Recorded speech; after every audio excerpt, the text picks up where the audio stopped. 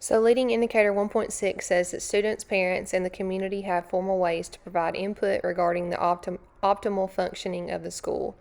So, this is where we scored the lowest. Our parents scored us a 2.97, so that was our lowest score for the overall survey. For our teachers and staff, they scored us pretty high at 4.05 with a really low standard deviation as well. And I think that's because they have more communication with individual parents, and they're with the students every single day. So they feel like they are a part of the decision making process. However, parents don't feel that way.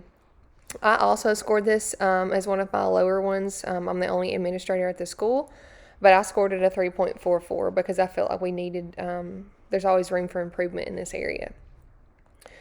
So, what did we do? What are our lagging indicators? Well, we didn't have any really. The only thing that we did was we had an open house, and that quit with from the pandemic. So we didn't have much to go on, and this was an area of growth for us. So what we did was we created a newsletter, a monthly newsletter. I started off making it in Canva. I don't know if you're familiar with that program or not, but I used Canva initially because I thought that my parents didn't really have access to maybe their email all the time, just from our community. So I did that. We put some successes on there as well, and then we had a little survey on there, a little QR code every month. I linked some of the parent feedback forms in our lagging indicators, or in our area of growth, I guess. And then I also linked the actual newsletters so that you could see them, as well in addition to the little survey that they do every month. So how the survey worked was we put a little QR code each month on the back of the newsletter, and the class with the most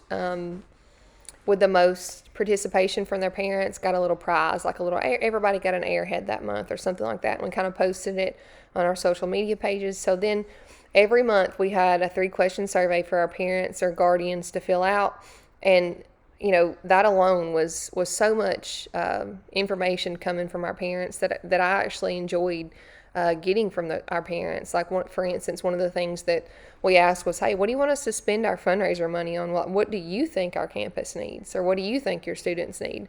And one of the things that they said was they wanted us to kind of renovate the playground and focus on the playground in the gym area. So that's what we did. We completely renovated the playground. It actually is being installed during Christmas break. We also got a new pre-K playground. We got a grant for that. So we listened.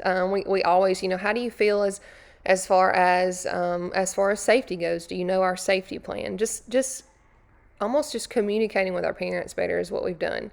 We also created a postcard that our teachers can send out as like positive postcards, communication with our parents. Another thing that we did was we created, after we created the Canva one, I started thinking, okay, this is a lot of hard work.